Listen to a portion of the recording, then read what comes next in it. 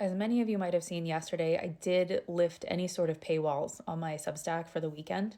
I wanted everyone to have access to it, to check it out, to see for themselves what they would be subscribing to if you chose to do that for $5 a month or $50 a year.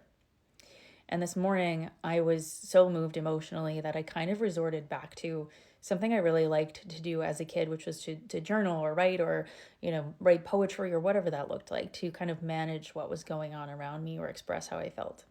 So I wrote this poem, which is, again, not something I do publicly. And I hope you'll listen to it here. And I hope you'll give me a follow over on Substack. This is called Permission to Escalate, a poem.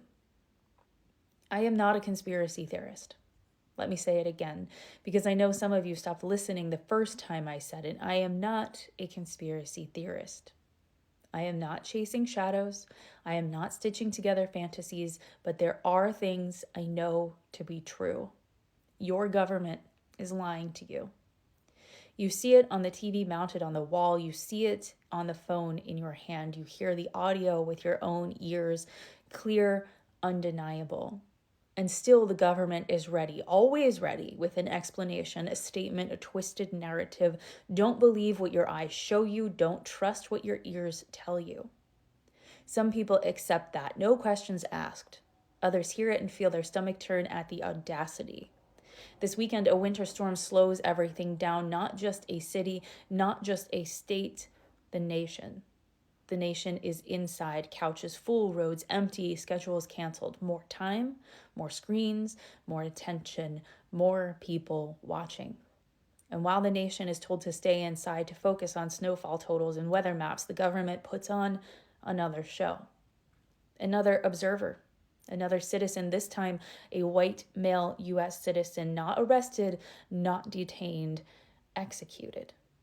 ICE agents pump his body full of lead long after his heart stops beating. Not fear, not confusion, rage.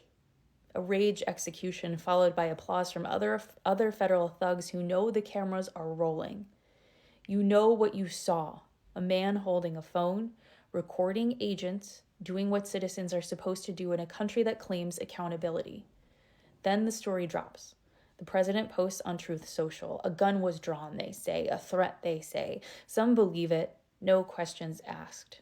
Others stare at the screen and cannot believe the audacity because the weapon was legal, legally obtained, legally carried in a state where it is legal to do so, and conservatives love those laws until the person exercising them is holding federal power accountable. Then suddenly the law becomes a weapon, the excuse becomes justification, and the footage becomes something they ask you to ignore. But I am not a conspiracy theorist. I am a witness, and I know what escalation looks like when I see it. This is not chaos. Chaos is accidental. This is pressure. This is provocation. This is the government pushing just hard enough, just visibly enough to make unrest feel inevitable. Because when a nation is agitated, when fear is constant, when violence is normalized, questions become inconvenient, and when questions stop, power moves freely.